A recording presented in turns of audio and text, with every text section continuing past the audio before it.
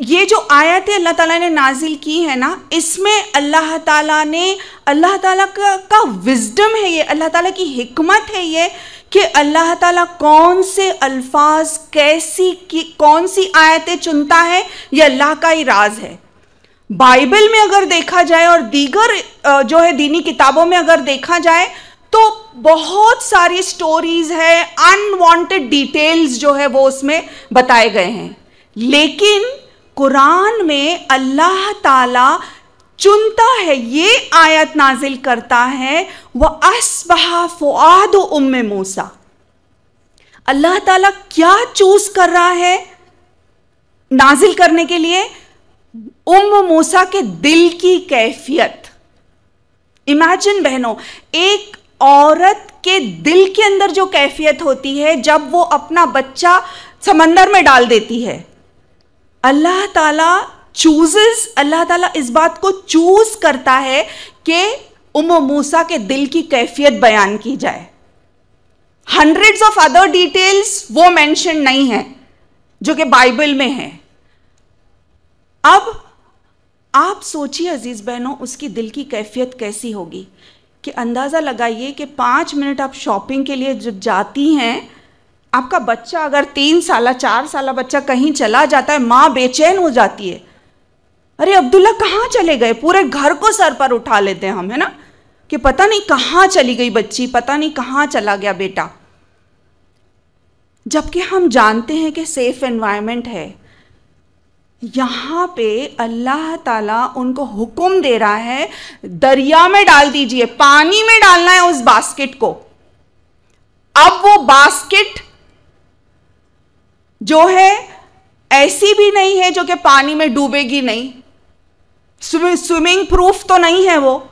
हो सकता है कोई चट्टान आ जाए, टॉपल हो जाए, पूरी उलट जाए वो, हो सकता है मगरमच्छ उसको निगल ले, कुछ भी हो सकता है। अब अल्लाह ताला उसके दिल की कैफियत बयान कर रहे हैं, वो अस्बहा फुआद उम्मे मूसा, उसके दिल में एक फुआद हो गया। फुआद क्या है? बिल्कुल खाली हो गया, वो हॉलो जिसको कहेंगे, जिसके अंदर कुछ भी बाकी नहीं है। इट्स लाइक जैसे हम कहेंगे ना, एक टेम्पररी पैरालिसिस जो है ना, बिल्कुल सख्ते में आ गई है वो माँ। हाय अल्लाह, मैंने क्या कर दिया। डाल तो दिया उन्होंने क्योंकि अल्लाह का हुक्म है, और दूसरी तरफ अगर नहीं डालती हैं तो क्या होता है? उस बच्चे का कत्ल कर डाला जाएगा। तो डाला तो सही, लेकिन दिल पूरा खाली हो गया, बिल्कुल एक फुआद की तरह हो गया। कैसा फुआद? जब बच्चे पैदा होते हैं प्यारी बहनों, तो आरजुएं, तमन्नाएं, ख्वाहिशात, मेरा बेटा बड़ा होगा, मेरी बेटी जो है डॉक्टर होगी, वो एक दाइया होगी, हाफिजुल कुरान होगी, मेरे लिए कुरात आयन होगी, कितनी सारी ख्वाहिशें होती हैं ना।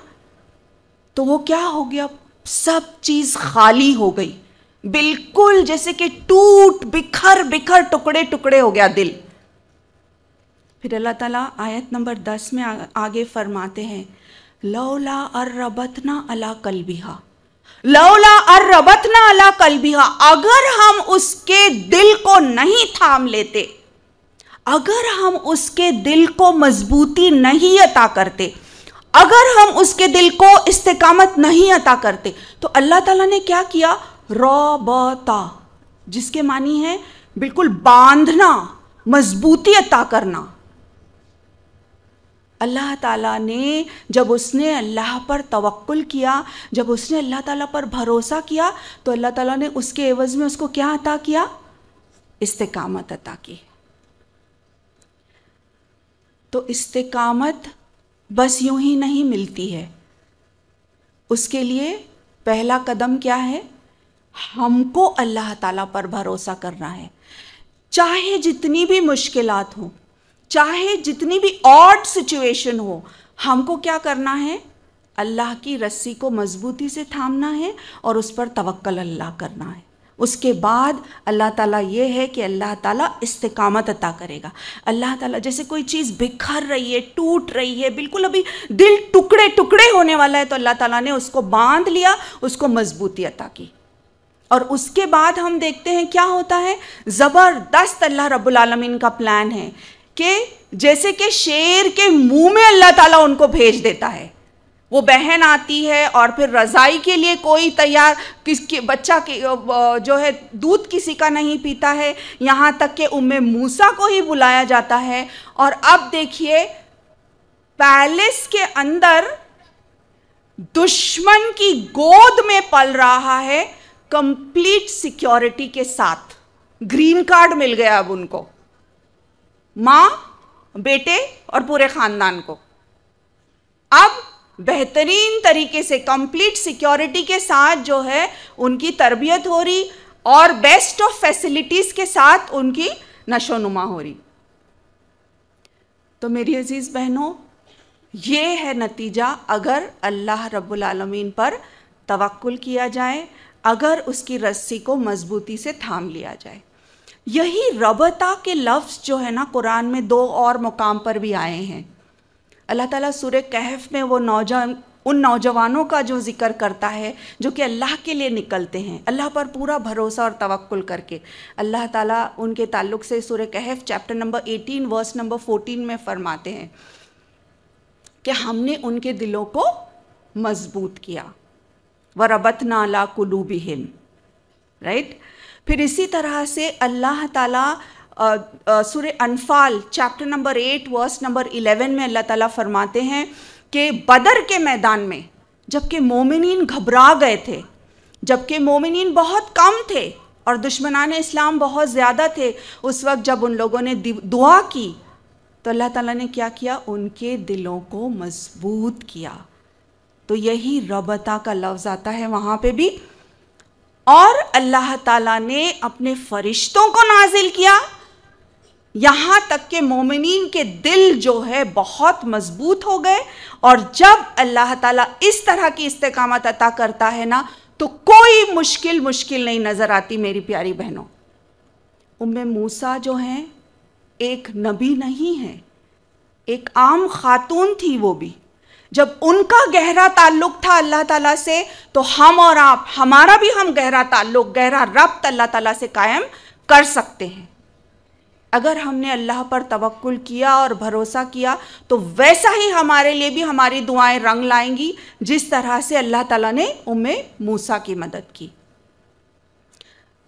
दूसरी माँ जिनके बारे में कुरान में आता है वो है उम्मु ईसा, मरियम अलैहा सलाम।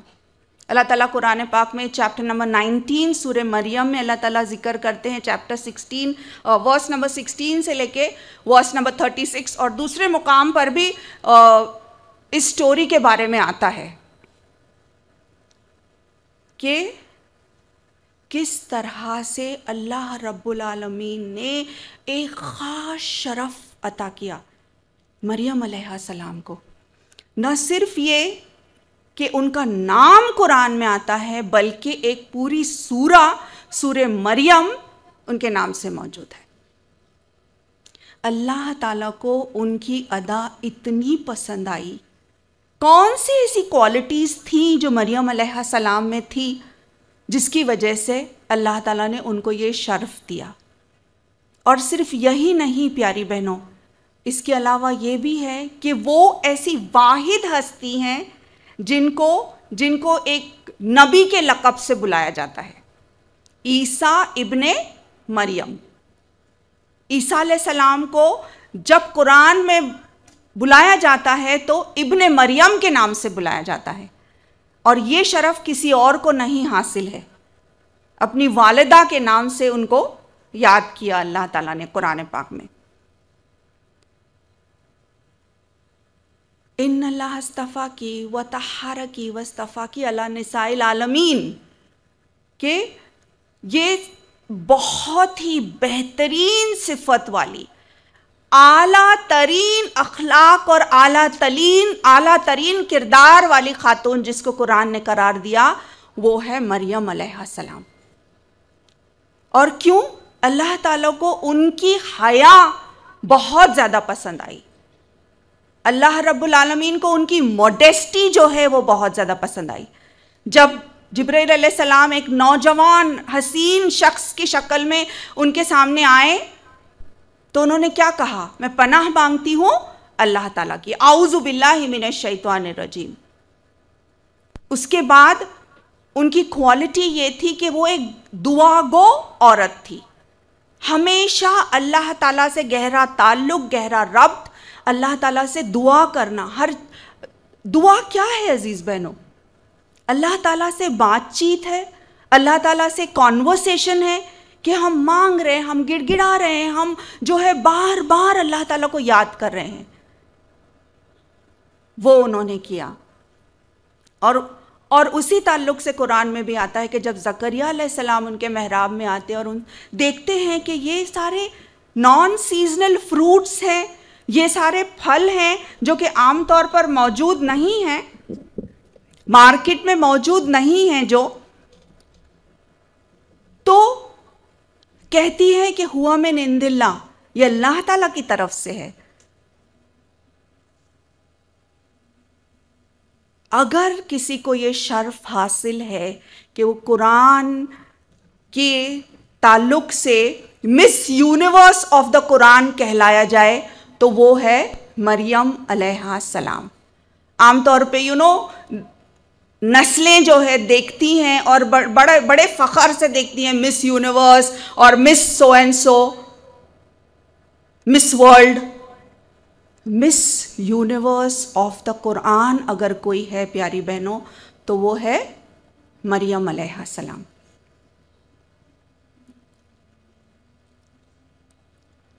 फिर तीसरी वो है उम्मु इस्माइल। फिर से मैं आपसे दरख्वास्त करूंगी अजीज बहनों कि अपने आप को हम उस सहरा में ले जाएं जहां पे माँ हाजर थी, हाजर अलैहिस्सलाम, और वो वक्त जबकि इब्राहिम अलैहिस्सलाम उनको छोड़कर जा रहे थे। उन्होंने पूछने की कोशिश की कि क्यों मुझे यहाँ छोड़ रहे हो। जब आपने जवाब नहीं दिया तो सिर्फ एक सवाल किया, क्या ये अल्लाह का हुक्म है? जब इब्राहिम अलैहिस्सलाम ने कहा कि हाँ, तो कहा फिर मेरा रब मुझे रायगा नहीं जाने देगा, फिर मैं अल्लाह पर तवक्कुल करूँगी। तो अजीज़ बहनों, उसके बाद क्या होता है?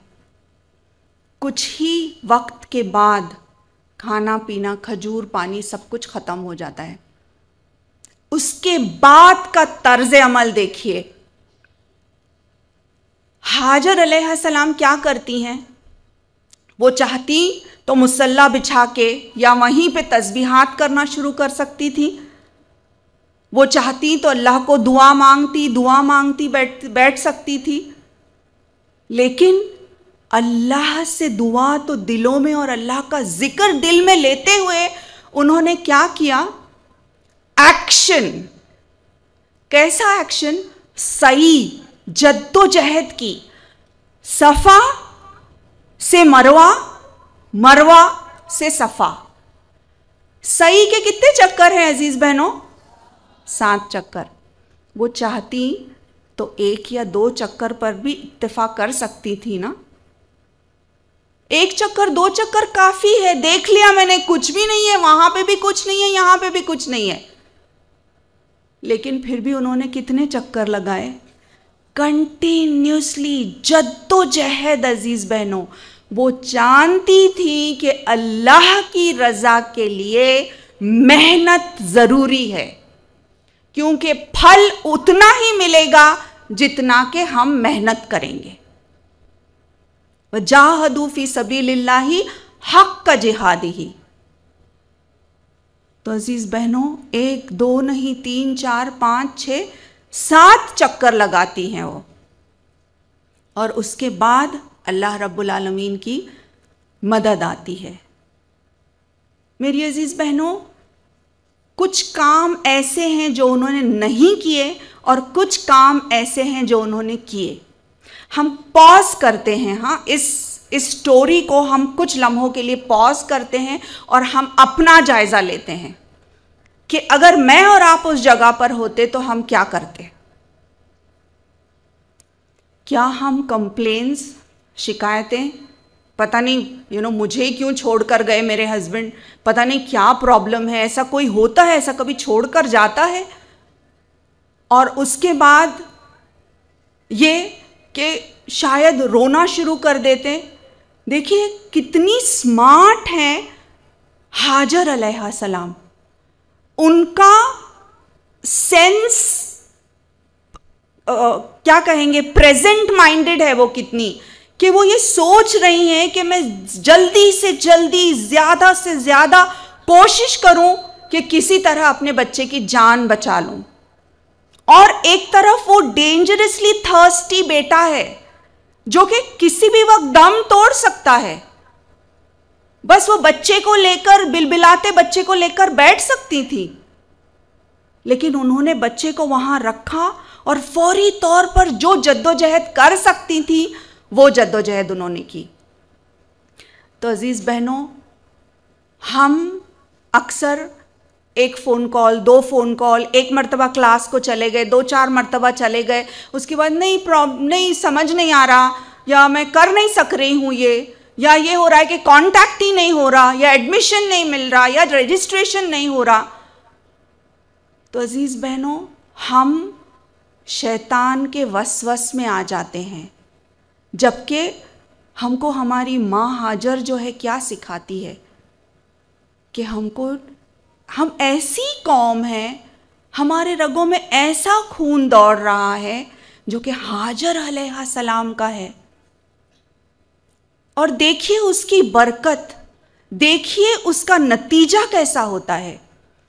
आप समझते हैं सतजिदूनी इंशाअल्लाह, बस यूं ही इस्माइल अलैहिस्सलाम तैयार हो गए कहने के लिए कि हाँ मैं तैयार हूं अब्बा जान, आप मुझे साबिर बंदों में से पाओगे।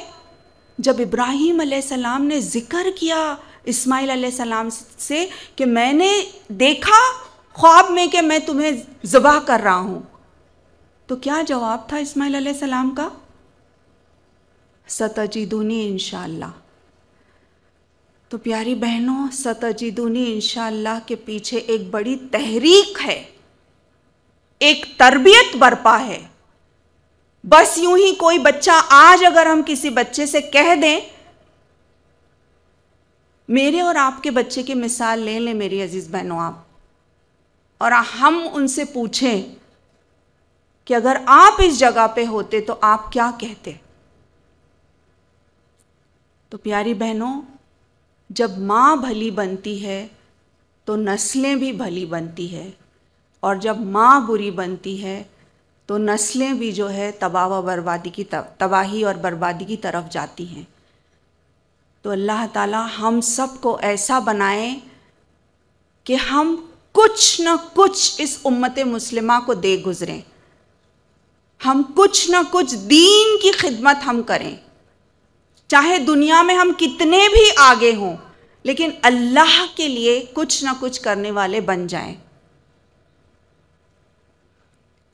हाजर अलैहा सलाम ने ये मिसाल जो पेश की, इसकी मिसाल ऐसी है प्यारी बहनों कि यही नहीं कि अल्लाह ताला को उनकी ये अदा इतनी ज़्यादा भा गई, इतनी ज़्यादा पसंद आई कि अल्लाह ताला ने वो सारे अरकान जो उन्होंने किए उसको एक फ़र्ज के तौर पर करार दिया।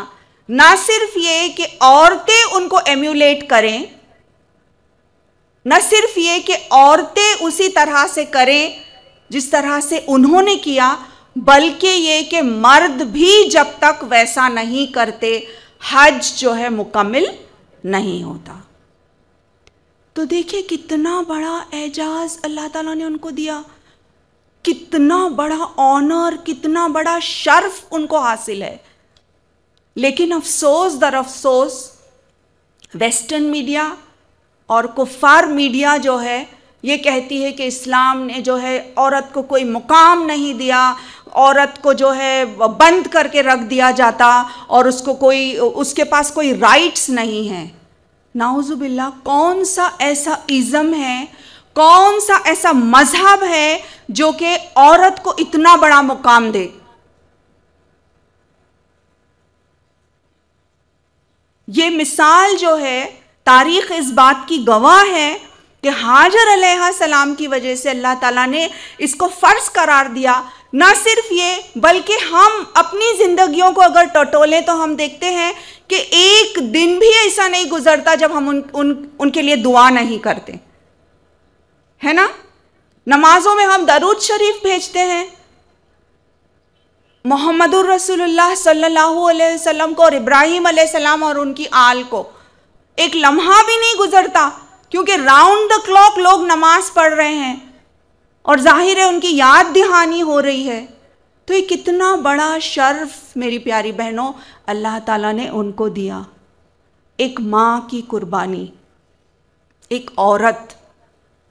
मेरी प्यारी बहनों, आप में से हर कोई अपने अंदर एक तहरीक रखती है। आपके अंदर भी वो क्वालिटीज अल्लाह ताला ने दिया है। हम में से कोई भी ये ना समझे कि आई एम सो यूजलेस, मुझे है ना कुछ भी नहीं आता, मेरे अंदर कोई क्वालिटी नहीं है, मैं तो हमेशा लेट हो जाती हूँ, या मेरे पास जो है कोई स्किल नहीं है, मेरा एजुकेशन इतना ज़्यादा नहीं है। नहीं प्यारी बहनों, अल्लाह की मखलूक है आप। अल्लाह ताला कुरान में फरमाता है, कुंतुम खैरा उम्मतिन उखरिजत लिन्नासी तामुरूना बिल मारूफी व तन्हाउना अनिल मुनकर व तुमिनूना बिल्लाह। आप वो बेहतरीन उम्मत हो जो लोगों को नेकी का हुक्म कराते हो, बुराई से रोकते हो और ईमान पर कायम रहते हो। तो अजीज़ बहनों, हम उम्मत मुस्लिमा को अल्लाह ताला ने टाइटल दिया बेहतरीन उम्मत। किसी और उम्मत को नहीं कहा बेहतरीन उम्मत, हमको कहा है बेहतरीन उम्मत। तो हम आउटस्टैंडिंग हैं, अबव एवरेज हैं, बॉर्न टू बी लीडर्स हैं। Not in the sense of pride, मैं बिल्कुल आज ये कह रही हूं, तकब्बुराना तौर पर नहीं कह रही हूं कि हम जो है, हमको अल्लाह ताला ने लीडर्स की हैसियत से पैदा किया है, क्योंकि हम लोगों को नेकी का हुक्म कराते और बुराई से रोकते हैं।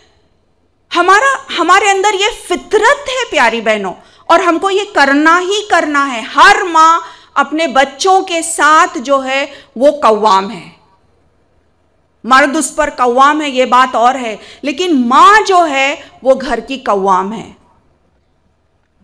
और जब वो सही बनती हैं तो सारी नस्लें जो है बेहतरीन बनती हैं।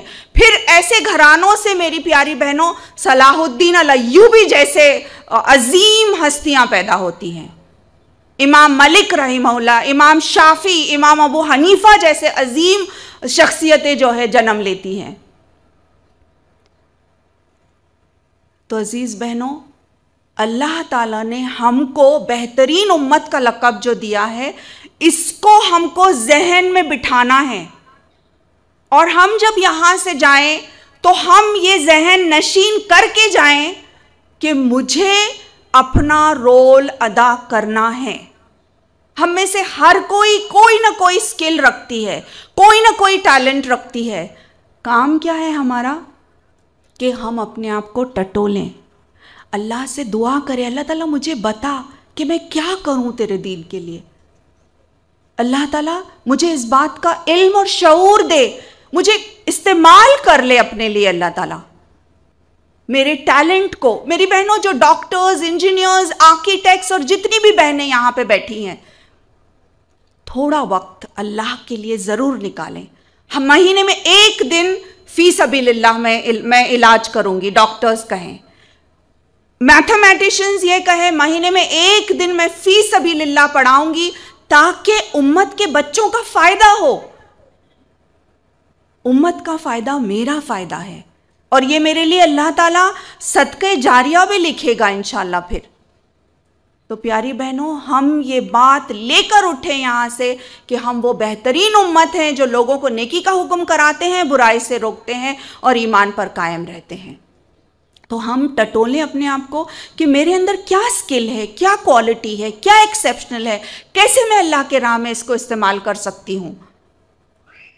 हम में से कोई बहनें शायद अच्छा बोलती होंगी तो वो अपने आप को डेवलप करें, कुछ बहनें लिखती होंगी अच्छा, वो अपने आप को डेवलप करें, कोई बहन किसी और काम में जो है बहुत ज़्यादा माहिर है, महारत हासिल करती है, जिसको जो भी आता है। लेकिन अल्लाह की राह में जब हम करने वाले बन जाएंगे, अल्लाह ताला हमारी उस क्वालिटी को और बढ़ाता है और उसको चार चांद लगा देता है प्यारी बहनों। तो हम अल्लाह के लिए करने वाले बन जाएं। तो ये 3 माएँ जो है इनका जिक्र, और उससे हम जायज़ा लें कि हमारा क्या तर्ज अमल होता अगरचे हम इनकी जगह पर होते। अब 2 अहम सवालात प्यारी बहनों, उसके बाद में मैं चंद गोल्डन रूल्स के साथ अपनी बात का इख्तिताम करूंगी। एक सवाल तो ये कि हमारी जो लेगेसी है, हमारा जो दस्तूर है, हमारा जो कानून है, उसके एतबार से अगर देखा जाए, दीन के एतबार से और इवन उम्मत मुस्लिमा के एतबार से अगर देखा जाए, तो क्या आप समझते हैं कि एक माँ की तरबियत और तालीम होनी चाहिए? क्या आप समझते हैं होनी चाहिए? हाथ ऊंचा कीजिए। राइट, जज़ाकल्लाह। आप मुझे बताएं कि डॉक्टर बनने के लिए कितने साल की ट्रेनिंग लेनी होती है? MBBS डॉक्टर के लिए 5 साल, राइट। उसके बाद अगर किसी को जो है पोस्ट ग्रेजुएशन करना है, जैसे गायनोकोलॉजिस्ट या ऑस्ट्रोटिशियन या ऑर्थोपेडिक डॉक्टर या पीडियाट्रिशियंस करना है, तो उसके लिए कितना होगा और ट्रेनिंग? 2-4 साल और, राइट। तो टोटल कितने साल की ट्रेनिंग हो गई एक अच्छा पीडियाट्रिक बनने के लिए?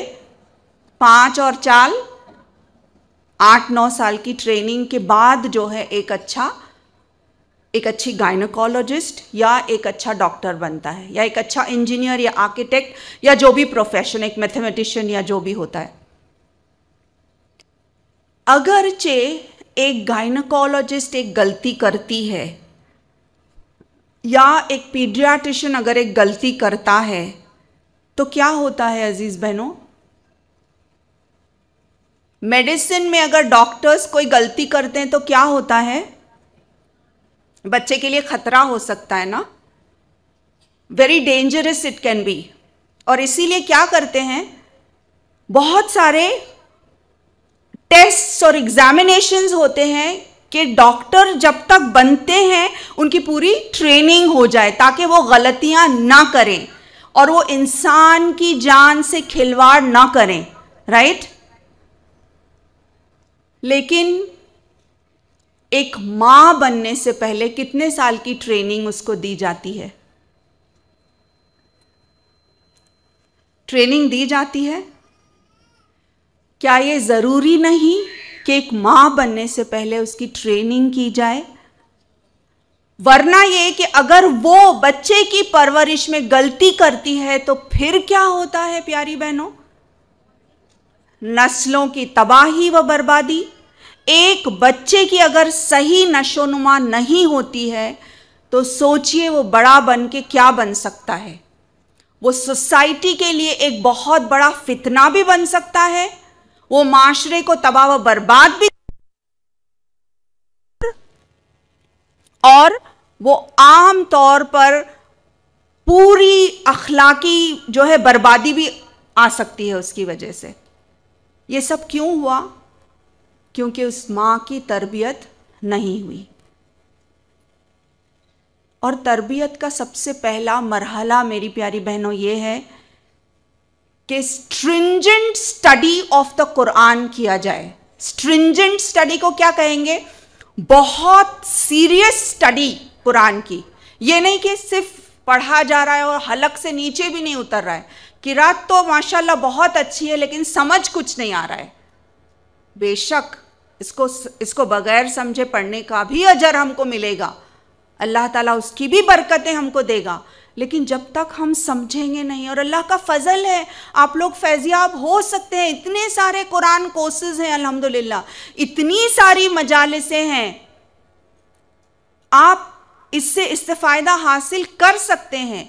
तो एक स्ट्रिंजेंट स्टडी होनी चाहिए कुरान की निकाह से कब्ल, कैसी कवर टू कवर सूरह फातिहा से लेकर नास तक पूरा के पूरा अल्लाह ताला ने मेरे लिए कलाम नाजिल किया है, मेरे लिए कुरान नाजिल किया है। जब तक मैं ये नहीं पढ़ती मुझे कैसे पता चलेगा कि मेरे लिए हिदायत का रास्ता क्या है। तो ये सबसे पहला मरहला है अजीज बहनों। दूसरा अहम सवाल अजीज बहनों वो ये है कि हमारे लिए सबसे बेहतरीन रोल मॉडल कौन है। लक़द कान लकुम रसूलुल्लाहि उस्वतुन हसना, सबसे आला तरीन बेस्ट रोल मॉडल जिसको कहा जाएगा कौन है, प्रॉफिट मोहम्मद सल्लल्लाहु अलैहि वसल्लम। और मैं अगर पूछती हूं ना मेरी प्यारी बहनों आप लोगों में से कौन है जो अपने बेटे को अपनी बेटी को बनाना चाहता है मोहम्मदुर रसूलुल्लाह सल्लल्लाहु अलैहि वसल्लम जैसा, तो क्या जवाब होगा, हम सब अपना हाथ ऊंचा करेंगे, है ना। इंशाअल्लाह इंशाअल्लाह हम चाहेंगे और अल्लाह से दुआ करेंगे कि अल्लाह ताला हमारी नस्लें वैसी ही बनाए इंशाअल्लाह। लेकिन आइए हम जायजा लें हमारे तर्ज अमल का भी। देखिए,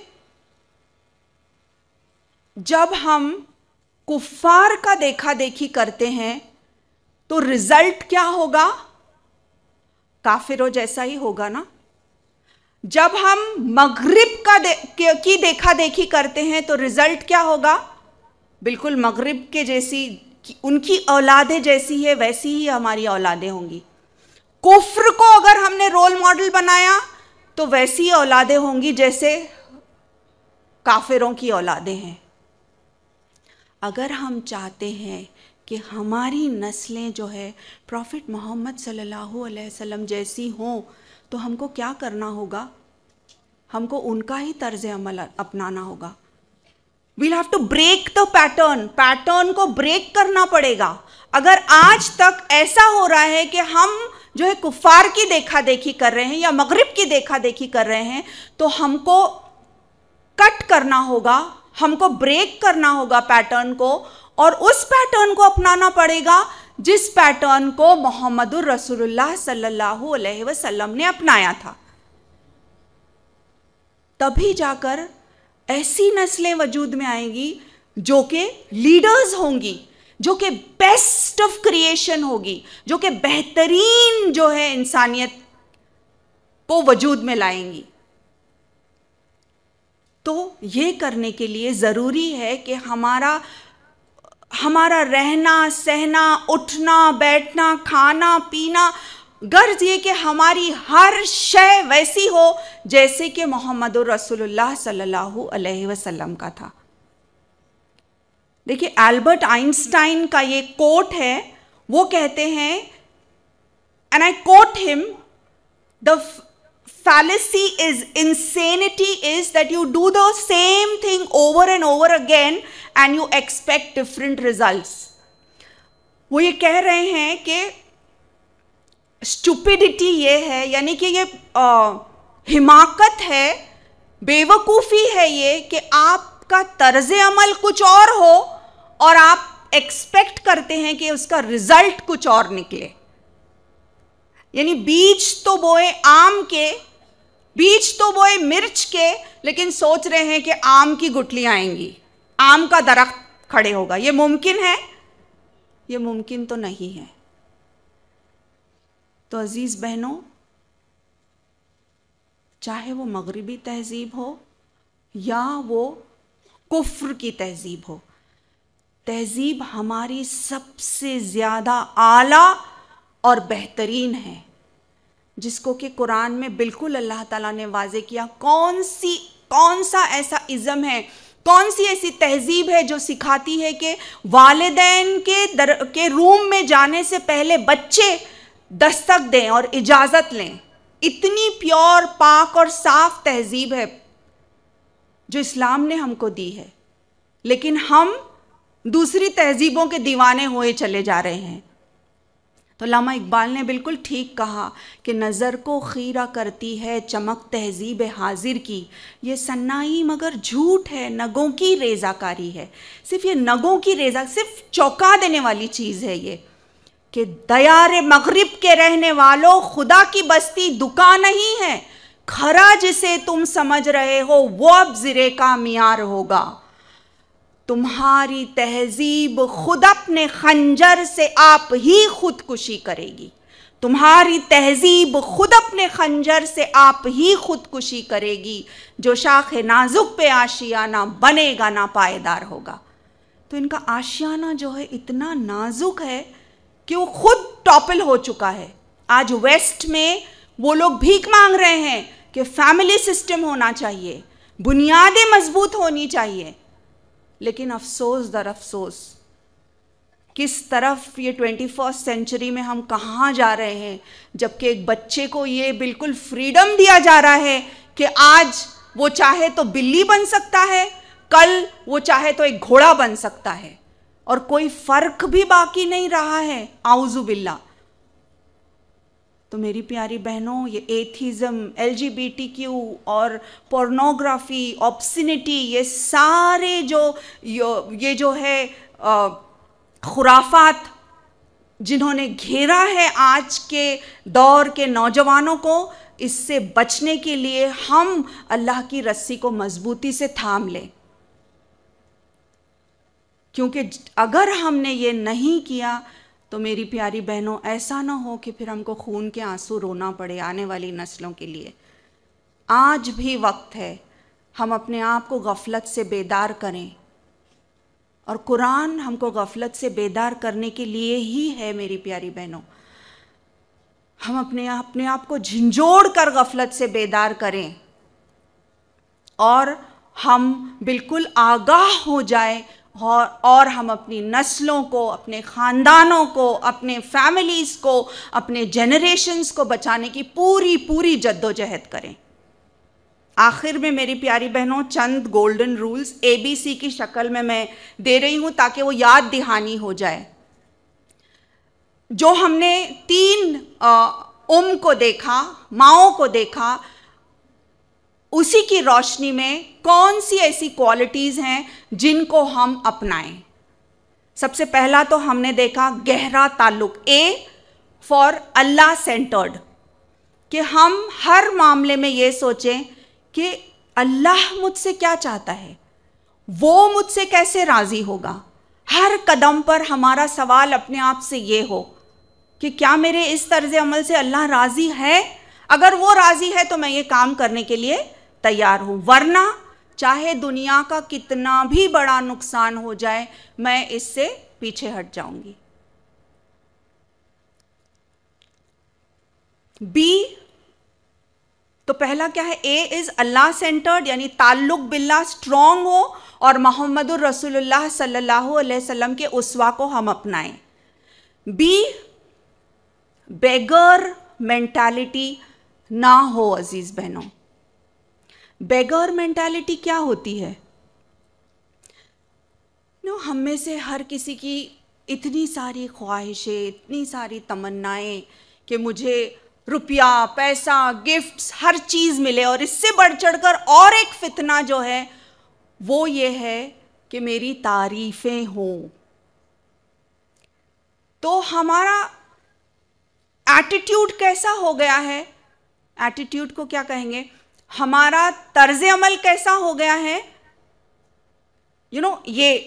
ये हमारा इमेज हो गया है आज, स्पेशली हम माओं, बहनों और ख़वातीन का, कि मांग रही हैं, झोली फैलाए हुए है कि दे दो, मुझे थोड़ी तारीफ कर दो, और अच्छा बोल दो, और रिकग्निशन और इम्पोर्टेंस मिले।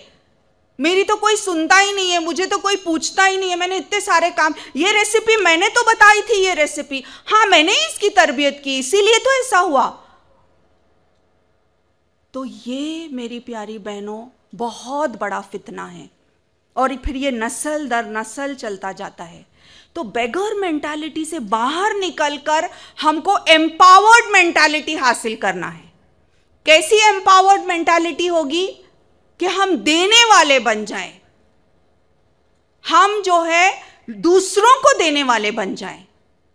हम ये सोचे कि अल्लाह मुझे देने वाला है, मेरा अजर इस दुनिया में नहीं चाहिए मुझे, मैं ये चाहती हूं कि अल्लाह ताला मुझे हर चीज का अजर दे, और वो तो देता ही है मेरी प्यारी बहनों। तो हम इस मेंटालिटी से बाहर आ जाएं। तो बेगर मेंटालिटी हमारे लिए बहुत ज्यादा नुकसानदेह मेंटालिटी है, क्योंकि इसमें हमको ना बेचारा बना के रख देती है। हर लम्हा यही इंतजार कि शायद मेरे शौहर मेरी तारीफ कर जाएं, शायद मेरी अम्मी तारीफ करें, शायद मेरे फ्रेंड सर्कल में मेरा जिक्र हो, और उस पर सोने पर सुहागा ये सोशल मीडिया जो है, number of likes, number of favours, number ना काउंटिंग नंबर्स को इतना ज़्यादा इंपॉर्टेंस जो दिया जा रहा है, तो ये और भी ज़्यादा खुराफात इसकी वजह से है। तो हम अपने आप को कंट्रोल में रखें प्यारी बहनों। सी, ए बी हो गया, सी क्या? Crystal clear vision. विजन के बारे में आप जानते हैं? विजन ये है कि आज से 10 साल, 20 साल, 50 साल, 70 साल बाद मैं अपने आप को कैसा देखती हूं, या मरने के बाद मुझे लोग कैसे याद करेंगे। आज से 20 साल बाद मैं अपने आप को कैसा तस्वुर करती हूं, मेरा घर कैसा होगा। घर के माने ये नहीं कि मेरा विला और मेरी कार और मेरे बंगला और जायदाद, ये नहीं बहनों, बल्कि मेरा घर यानी मेरे लोग जिनको मैंने तरबियत दी हूँ, मेरे लोग क्या वो अल्लाह वाले होंगे? क्या वो उम्मत मुस्लिमा के लिए कुछ अच्छा भला किया होगा उन्होंने? तो कैसा विरसा मैं, क्या लेगेसी मैं छोड़ रही हूं इस दुनिया में। आपको एक मिसाल देती हूं मैं हेलेन केलर की। हेलेन केलर के बारे में आपने सुना है? हेलेन केलर जो थी, जब इनकी पैदाइश हुई थी, इनके 3 सेंसेस कम थे, यानी कि वो देख नहीं सकती थी, वो सुन नहीं सकती थी और वो बोल नहीं सकती थी। तो आप अंदाज़ा लगा सकती हैं कि उनका कैसा हशर होगा, कितनी हेल्पलेस, कितनी वल्नरेबल वो अपने आप को महसूस करती होंगी। लेकिन ट्रेनिंग और तरबिया के ज़रिए उनकी जब वो एक बहुत जो है बहुत सोशली अवेयर बन गई, जब उनकी तरबियत हुई, और एक बहुत बड़ी फिलैंथ्रोपिस्ट, एक राइटर, बहुत ज़्यादा सोसाइटी में उन्होंने सोशल काम भी किया।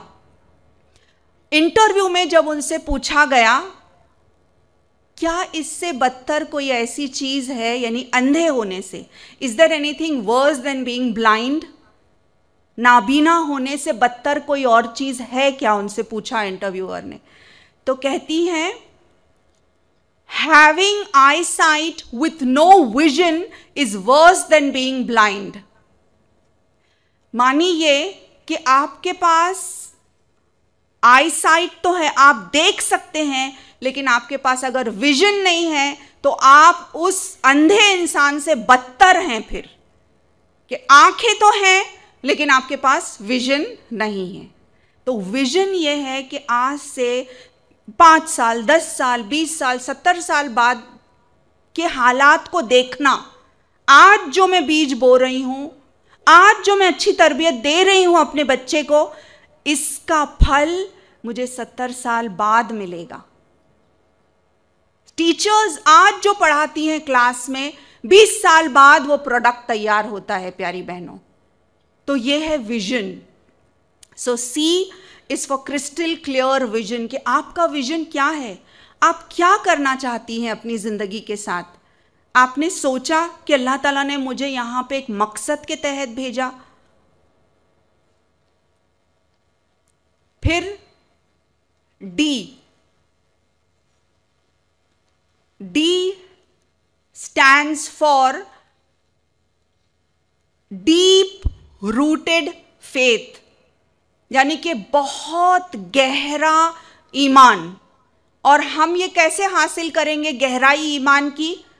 कांस्टेंट अल्लाह ताला से कनेक्शन, अल्लाह ताला के रसूल से कनेक्शन, अच्छे लिटरेचर से कनेक्शन, अच्छे लेक्चर्स से कनेक्शन। और आज तो कितना ज़्यादा मवाद मौजूद है अजीज़ बहनों, जो घर से बाहर भी नहीं निकल सकती हैं, ऑनलाइन कोर्सेज मौजूद है कुरान से रिलेटेड।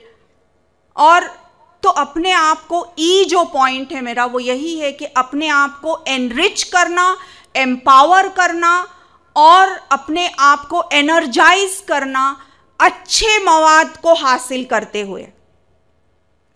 देखिए, एक फॉर्मूला है, गार्बेज इन गार्बेज आउट। यानी क्या है? गार्बेज कचरा, गंदगी। गंदगी अगर अंदर जाती है तो गंदगी से ही लबरेज हो जाएंगे हम, और गंदगी ही बाहर आएगी। लेकिन अगर अच्छा मवाद अंदर जाता है तो जाहिर है कि हम जो है ईमान से, अच्छे लिटरेचर से फैज़याब होंगे और वही चीज़ हम देंगे अपनी नस्लों को।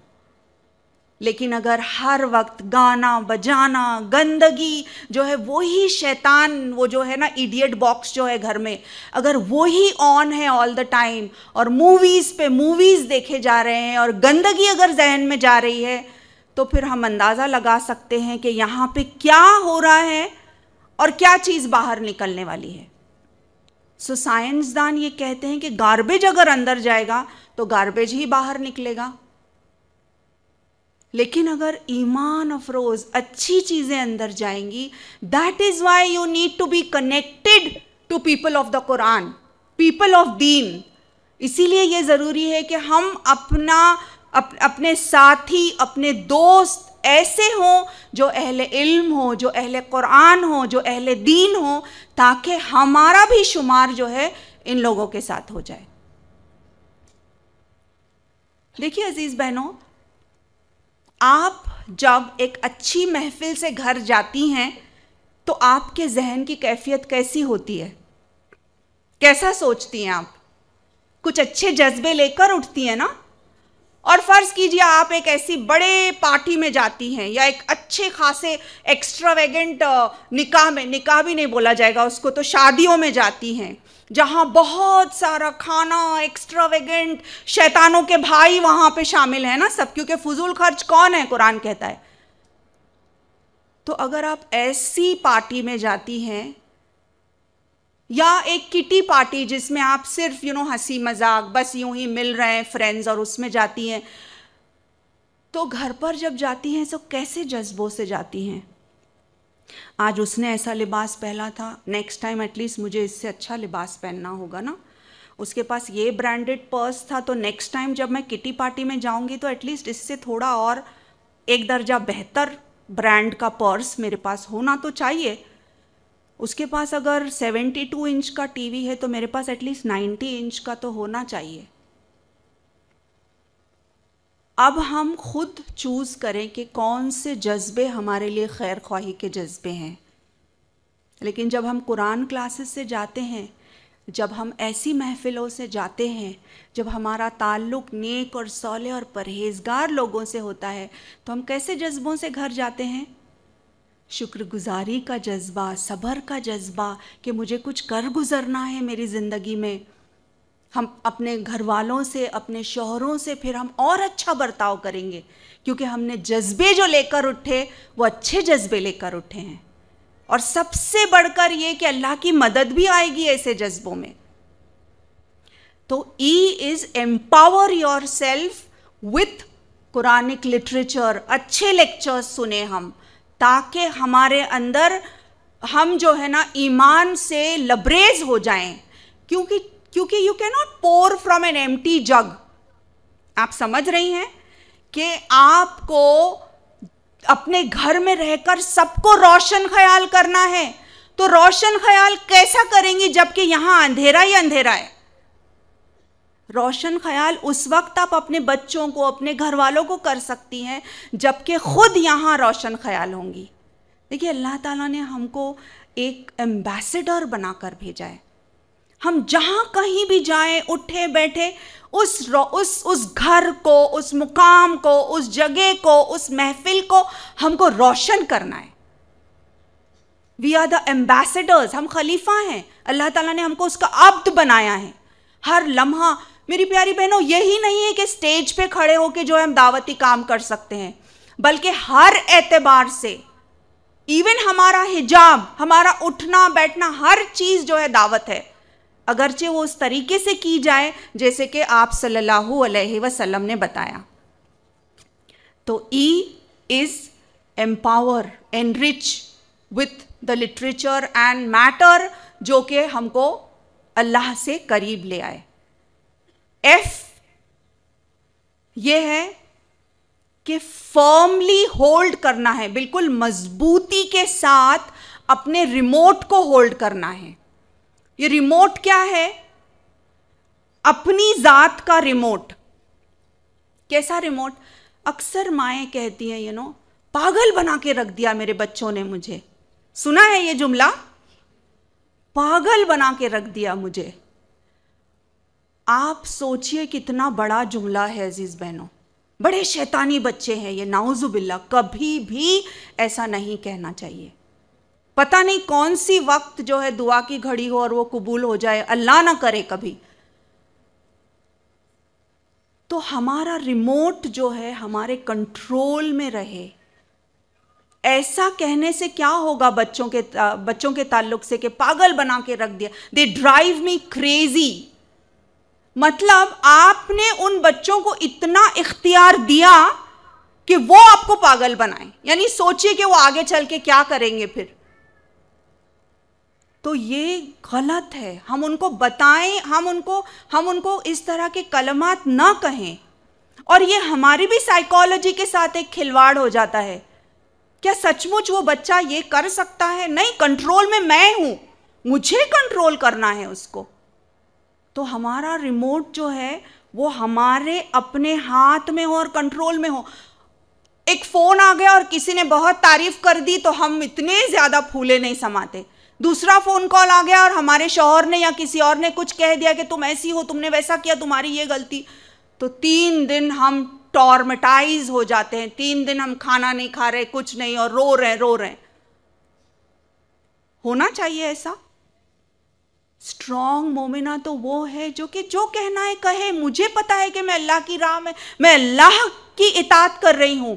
और मेरा पावर कहां से आता है, मुझे कुव्वत कहां से मिलती है? ला हौला वला कुव्वता इल्ला बिल्लाह। राइट?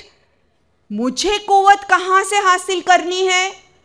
ना कि ये 2 अल्फाज तारीफों के जिससे कि मैं इतनी ज्यादा जो है फूले नहीं समाती, और ना ही ये 2 अल्फाज क्रिटिसिज्म के। ठीक है, क्रिटिसिज्म किया, ओके, मैं अपने आप को इंप्रूव करने की कोशिश करूंगी, लेकिन इसका मतलब ये तो नहीं कि हम फंक्शन ही नहीं कर सकते हैं और हम जो है बिल्कुल स्ट्राइक पे आ जाते हैं कि मैं कुछ भी नहीं कर सक रही। वो बच्चे भी फिर सफ़र कर रहे हैं, घर भी सफ़र कर रहा है। तो आऊज़ु बिल्लाह प्यारी बहनों, हम अपना रिमोट अपने कंट्रोल में रखें कि मुझे जब खुश होना है, मैं समझती हूँ कि मैं क्यों खुश हो रही हूँ, और मैं खुश होंगी एक वजह से, और मैं गम भी करूंगी एक वजह से। मेरा रिमोट मेरे हाथ में है। EFG गोल्डन रूल ये है अजीज बहनों कि हम एक बेहतरीन लेगेसी का ख्वाब रखें कि कम से कम मुझे उम्मत मुस्लिमा को एक अच्छा शख्स तो देना ही है मेरी नस्लों से, चाहे वो बेटा हो या बेटी हो, बट कम से कम एक जो है मुझे विरसे में अल्लाह की रज़ा के लिए, खालिस अल्लाह की रज़ा के लिए, जैसे कि मरियम अलैहिस्सलाम ने किया था, इस तरह से मुझे करना है।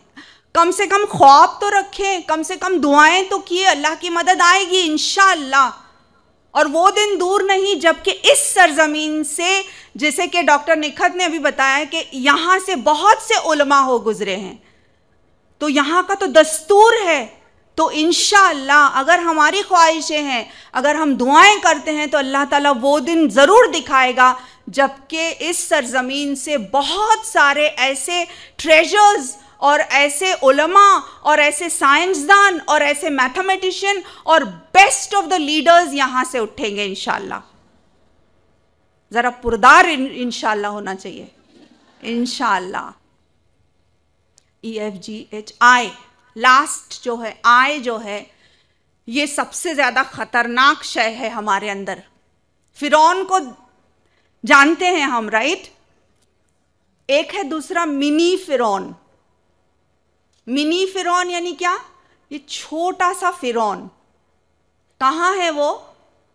यहां अंदर। आई मी माई सेल्फ वाला फिरौन।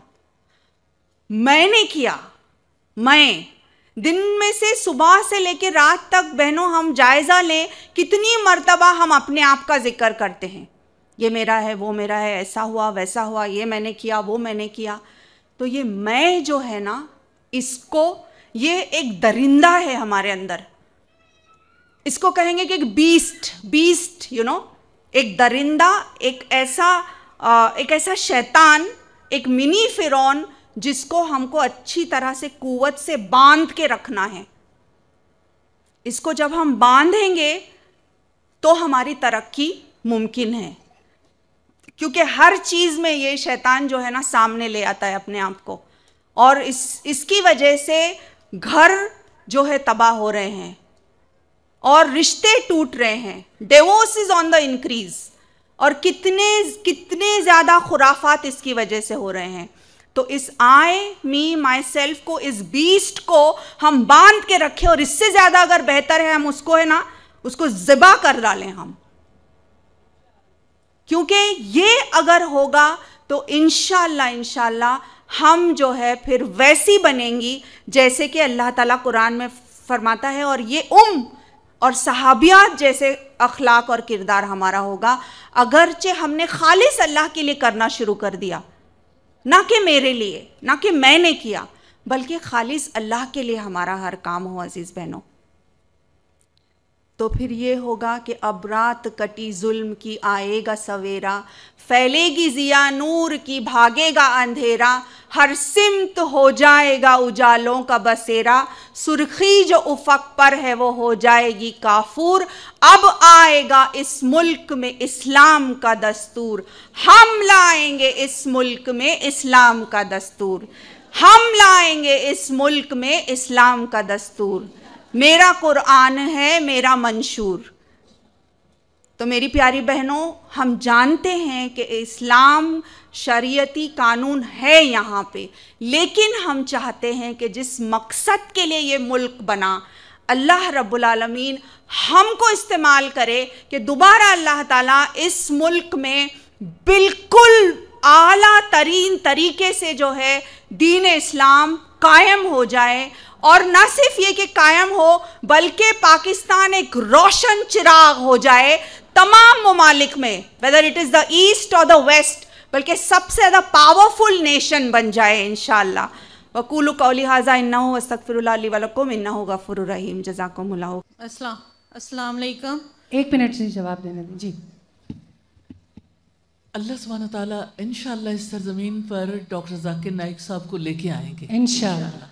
आप दुआ जारी रखें, और दुआओं से ही अल्लाह सुब्हानहू तआला की तरफ से असबाब पैदा होते हैं इंशाअल्लाह। तो आप यकीन रखें अल्लाह सुब्हानहू तआला ज़रूर ऐसा पॉसिबल कर देंगे इंशाअल्लाह। लेकिन अभी आप लोग कोई स्पीच नहीं करेगा, सिर्फ सवाल अगर कोई करना चाहता है, ऐसा सवाल जिसका जवाब लाजिम है, वो सवाल कर लीजिए।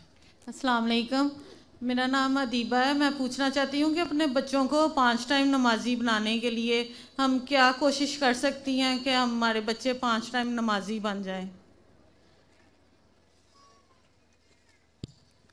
आज के मौजू से मुताल्लिक अगर बराह रास्त बात होती तो ज़्यादा अच्छा था, अगरचे पेरेंटिंग के हवाले से इसका जवाब ज़रूर देना चाहिए, लेकिन मेरा ख्याल है कि अगर जितनी बातें की गई हैं उसके रेफरेंस से बात कर लें तो ज़्यादा बेहतर है। बाकी आप जैसे जी। प्यारी बहन का सवाल, जज़ाकुमुल्लाह खैर मेरी प्यारी दीनी माँ और बहनों, फॉर कंप्लीट साइलेंस। माशाल्लाह माशाल्लाह, मैं इम्प्रेस हो गई हूँ डॉक्टर निखत ये सारी बहनों से कि माशाल्लाह इतनी खामोशी से इतनी ज़्यादा तादाद में होने के बावजूद अल्लाह का करम और रहम है, और आप लोगों से मैं तहे दिल से शुक्रिया अदा करती हूँ इसका। बहन का जो सवाल है नमाज के ताल्लुक़ से, अगर घराना और घर में अगर बचपन से, देखिए बचपन से जब घर में माएँ बहनें तमाम अफराद घर के माँ बाप स्पेशली नमाज पढ़ते होंगे तो इंशाअल्लाह साथ ही साथ वो बच्चों को लेकर भी पढ़ेंगे, तो ये बेहतरीन रोल मॉडलिंग होती है। आप समझ रही हैं बहनों? एक सवाल मैं आपसे करूंगी, ये कि बच्चे की तरबियत कब से शुरू होती है? क्या उम्र से बच्चों की तरबियत शुरू होनी चाहिए? 7? किसी ने कहा 7 साल? 4? 2? गोद से, यानी बच्चा जब पैदा होता है उस वक्त, बचपन से, यानी कि वो कह रही है गोद से, प्रेगनेंसी से। Very good. और हाँ, तो आपने जाकिर का जवाब सुना है। ओके, देखिए बच्चों की तरबियत उस वक्त शुरू होती है जब आप अपना लाइफ पार्टनर चुनती हैं। जब लाइफ पार्टनर का इंतखाब किया, बच्चे की तरबियत उस वक्त से शुरू हुई। क्या ये शख्स मेरे बच्चों के बाप बनने के लायक है? क्या ये लड़की मेरे बच्चों की माँ बनने लायक है? अगर ये सवाल का जवाब दिया जाए, अगर इसमें तसल्ली बख्श जवाब मिले तो आगे बढ़ना चाहिए, वरना ये कि ऐसे शख्स से रिश्ता नहीं किया जाए। तो तरबियत का जहाँ तक ताल्लुक़ है, उसमें आसानी उसी वक्त होगी जबकि माँ और बाप दोनों का मिशन एक होगा। माँ और बाप दोनों का मिशन अगर एक होता है तो तरबियत भी आसान हो जाती है। आप अंदाज़ा लगाइए एक ऐसे फ़्लाइट का जिसमें फ़्लाइट इंजीनियर जो है वो ये सोच रहा है कि मुझे जाना है कराची, और पायलट ये सोच रहा है कि मुझे जाना है लाहौर, तो कितना कंफ्यूजन होगा उस एयरप्लेन के अंदर, राइट? इसी तरह से अगर बाप कुछ और मिशन रखता है और माँ कुछ और मिशन रखती है तो जाहिर है कि गाड़ी आगे चलने में बहुत परेशानी होती है। डिफरेंसेस तो होंगे मियाँ बीवी में, लेकिन कम से कम चंद मिशन अल्लाह की रज़ा के लिए मर मिटना, अल्लाह की रज़ा के लिए करना, एटलीस्ट एक मेन ऑब्जेक्टिव जो है, तो कम से कम वो ऑब्जेक्टिव तो होना चाहिए। तो बेसिकली ये है कि घर में रोल मॉडलिंग से बच्चे नमाज सीखते हैं, और इससे ज़्यादा अहम बात यह है कि दुआ की जाए, निकाह के पहले से ही सौले नस्लों की दुआ की जाए। इंशाल्लाह अल्लाह ताला उसमें कामयाबी देगा। अगर ऐसा नहीं हुआ है, जिस घर में बच्चे नमाज नहीं पढ़ते हैं, वो बड़े हो चुके हैं, तो उनको जो है मोटिवेशन के ज़रिए, इंस्पिरेशन के ज़रिए प्यार से उनको दिखाया जाए, न कि मारपीट की जाए। प्यार से और मोटिवेशनल लेक्चर्स और शॉर्ट वीडियोस दिखाकर ये काम किया जा सकता है। आपने जबकि इतने दिनों तक नमाज नहीं पढ़ी, ऑल ऑफ अ सडन आप आज दीनदार हो गए, आप ये नहीं तसव्वुर कर सकते कि बच्चा भी नमाज पढ़ना शुरू कर दे। तो वक्त लगेगा इस बात को, लेकिन पहले हमें एक अच्छी बॉन्ड तैयार करना है बच्चों के साथ, प्यार और मोहब्बत की, और उसके बाद उनको करेक्ट करना है। तो remember, connect before you correct. Connect करना चाहिए बच्चे से, उसके बाद उसको करेक्ट करना चाहिए, क्योंकि खाली करेक्शन अगर करेंगे तो बच्चा डर के मारे तो आज पढ़ेगा, लेकिन उसके दिल में नमाज की जो रूह है वो पैदा नहीं होगी। So hope that helps. जज़ाकिल्लाह खैर। एक सवाल हम राइट से ले लेते हैं, which is the last question इंशाल्लाह, और उसके बाद दुआ होगी इंशाल्लाह। अस्सलाम वालेकुम, मेरा दावा से रिलेटेड क्वेश्चन है। तो क्वेश्चन ये है कि जन्नत में जाने के लिए 4 चीज़ों की ज़रूरत है, उसमें वादावासा बिल हक भी है। तो हम हाउस वाइफ्स जो हैं वो बाहर निकल के तो दावा नहीं कर सकती, तो घर में अगर उलमा के लेक्चर्स वगैरह कर लें तो वो काफ़ी है। जी, बहन का सवाल ये है कि सूरतुल अस्र के मुताबिक 4 बातों पर अमल करना ज़रूरी है, चारों सब्जेक्ट्स में पास होना जो है ज़रूरी है। तो वतवासो बिल हक़ अगर हम नहीं करते हैं तो क्या हम घर में बैठे बैठे जितना भी कर सकते हैं? बिल्कुल बहन, हर किसी को तो ये मौका और ये जो है मौका हासिल नहीं है कि जाकर इंटरेक्शन करें, लेकिन जिसको हासिल है कम से कम वो ये करे। और आज ऑनलाइन के दौर में दुनिया जो है वो मुट्ठी में है, तो अभी वो शिकायत बाकी ही नहीं रही कि हम नॉन मुस्लिम्स के साथ हमारा इंटरेक्शन नहीं होता है। इस्लाह भी कर सकते हैं, दावा भी कर सकते हैं। कम से कम किसी गैर मुसलमान को एक बुक ही दे देना प्रॉफिट मोहम्मद सल्लल्लाहु अलैहि वसल्लम की, कुरान जो है किसी को दे देना, एक फ्लायर किसी को दे देना, ये भी जो है एक दावत है। तो दावत जो है it can be done in various forms, बहुत सारे तौर तरीके हो सकता है। जिसकी जैसी हैसियत है वो वैसा करे। अल्लाह ताला हमारी नीयतों को, हमारी तड़प को देखता है, हमारी कोशिशों को देखता है। अगर हमारी कोशिश ये है और सच्ची दिल से हम चाहते, अल्लाह खुद हमारे लिए रास्ते फराहम कर दे।